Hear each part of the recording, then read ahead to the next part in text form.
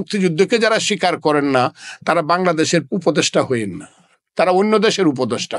ভুট্টু পিছায় গেল, তাজউদ্দিনের সাথে বিতর্কে আসলো না। তুমি কে আমি কে বাঙালি, 69 তোমার আমার ঠিকানা, পদ্মা মেঘনা যমুনা, 70 রক্ত সূর্য উঠেছে, বীর বাঙালি জেগেছে, 71 জয় বাংলা। হারামজাদা জনগণ রইল তোদের নির্বাচন, আমরা গেলাম সুন্দরবন। এই কথা কই যদি ইলেকশন মৌলানা ভাসানী না ছাড়তো তাইলে হয়তো বা এত অ্যাবসলিউট মেজরিটি বাঙালি হইতো না। আমার সেই স্বপ্ন বাস্তবায়িত হয় নাই, এই কারণে হয় নাই। এখন আমি দেখি দুইটা মিছিল বাইরে, একটা মসজিদ থেকে আর একটা মন্দির থেকে। তো আমি একমাত্র পলিটিশিয়ান যে 60 বছর যাবৎ পলিটিক্স করি, অ্যাক্টিভ পলিটিক্স। বাংলাদেশের নাম হইল মুক্তিযুদ্ধ। আমার কথাটা, বাংলাদেশের মায়ের নাম হলো মুক্তিযুদ্ধ। মুক্তিযুদ্ধের পেট ছিঁড়ে রক্তাক্ত অবস্থায় বাংলাদেশ বাইরেছে। এই যারা মুক্তিযুদ্ধকে যারা স্বীকার করেন না তারা বাংলাদেশের উপদেষ্টা হইেন না, তারা অন্য দেশের উপদেষ্টা। আমি, আপনি জিজ্ঞাসা করলেন মুক্তিযুদ্ধ কথা বলেন, আমি একদিনে মুক্তিযুদ্ধে যাইনি।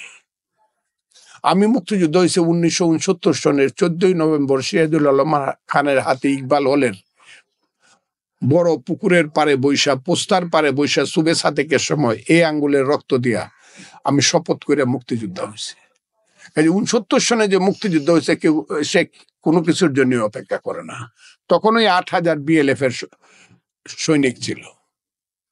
যদিও সিরাজুল আলম খানরা মারা গেলে পরে একদিনের জন্য শোক তো দূরের কথা, একটু কালো পতাকাও দেখায় নাই।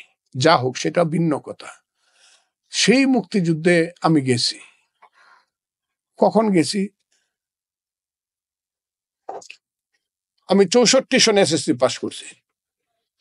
আমি চ্যালেঞ্জ করলাম, অ্যাক্টিভ পলিটিশিয়ানদের মধ্যে 2-3 জন জীবিত আছে, কেউ জেলে, কেউ মরার পথে, কিন্তু আমি একমাত্র পলিটিশিয়ান যে 60 বছর যাবৎ পলিটিক্স করি, অ্যাক্টিভ পলিটিক্স, এবং সব দেখছি বাংলার, এবং মূল স্রোতে ছিলাম।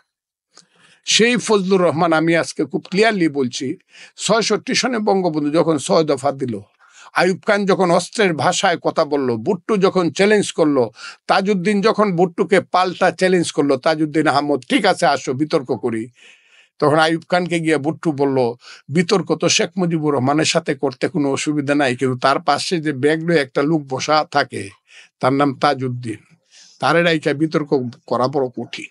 কাজে সেই বিতর্কটা আর হয় নাই। ভুট্টু পিছায় গেল, তাজউদ্দিনের সাথে বিতর্কে আসলো না। সেই 66 থেকে স্লোগান শুরু হইল, মনুমিয়ার রক্ত, 7ই জুন তুমি কে আমি কে বাঙালি, 69 তোমার আমার ঠিকানা, পদ্মা মেঘনা যমুনা, 70 রক্ত সূর্য উঠেছে, বীর বাঙালি জেগেছে, 71 জয় বাংলা। এইভাবে আগাইছে। এবং এই পর্যন্ত নেতা ছিলেন শেখ মুজিবুর রহমান, বঙ্গবন্ধু শেখ মুজিব। তার পিছনে আরেকজন গার্জেন ছিলেন, অদৃশ্য গার্জেন, তার নাম হইল মৌলানা আব্দুল হামিদ খান ভাসানী। 70 সনে যদি মৌলানা আব্দুল হামিদ খান ভাসানীর দল গোপনে ইলেকশনটা ছাইরা, হারামজাদা জনগণ রইল তোদের নির্বাচন, আমরা গেলাম সুন্দরবন, এই কথা কই যদি ইলেকশন মৌলানা ভাসানী না ছাড়তো তাইলে হয়তো বা এত অ্যাবসলিউট মেজরিটি বাঙালি হইতো না। এই যে মৌলানা ভাসানী একটা মারাত্মক, যে কারণে উনি মুক্তিযুদ্ধে গেছে। সেই মুক্তিযুদ্ধ আমি গেছি এপ্রিল মাসে, জুন মাসে প্রথম যুদ্ধ করছি তামাবিল জাফলংয়ে, তারপরে ভিতরে অনেক যুদ্ধ করছি। আমার শেষ যুদ্ধ হইল মেঘনা নদীর সেই কালনি কুশিয়ারার পারে কাটকাল নামক জায়গাতে।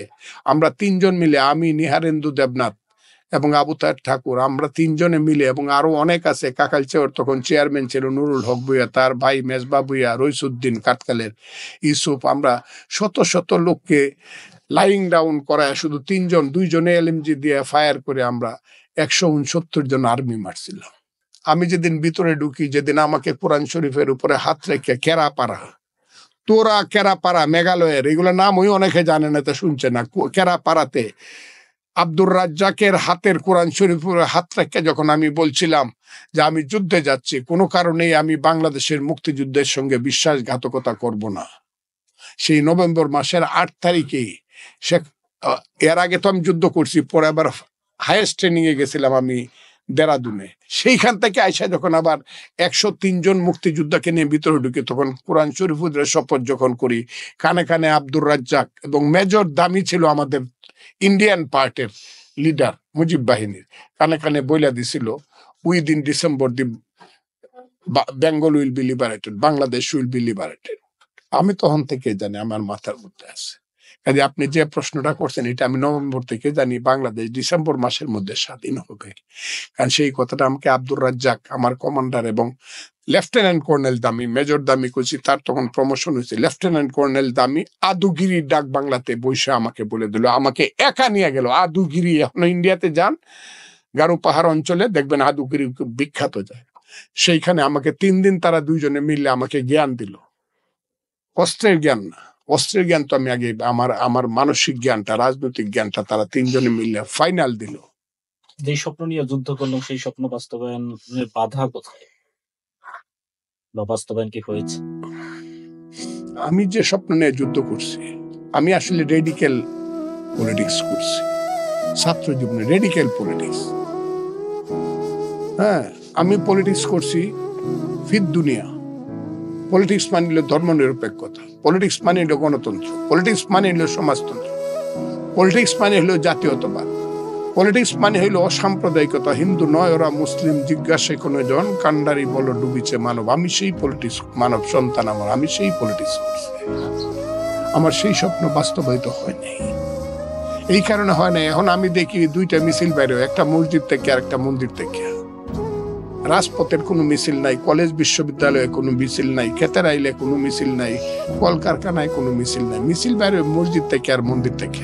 আমার স্বপ্ন এখনো বৃথাই গেছে, স্বপ্ন পূরণ তো অনেক পরে। এখন তো বিজয়ের নাম কেউ লয় না, বিজয় দিবসের নাম কেউ নেয় না। এখন না পারতে শুধু ওই নির্দিষ্ট দিনটাতে ওই যারা এখানে বসে রয়েছে ফ্ল্যাগ লয়ে, আর নির্দিষ্ট দিন যাতে মনে করে এটা প্রশ্ন উঠতে পারে, কাজে লো যায় একটু খেলাধুলা করে আসি।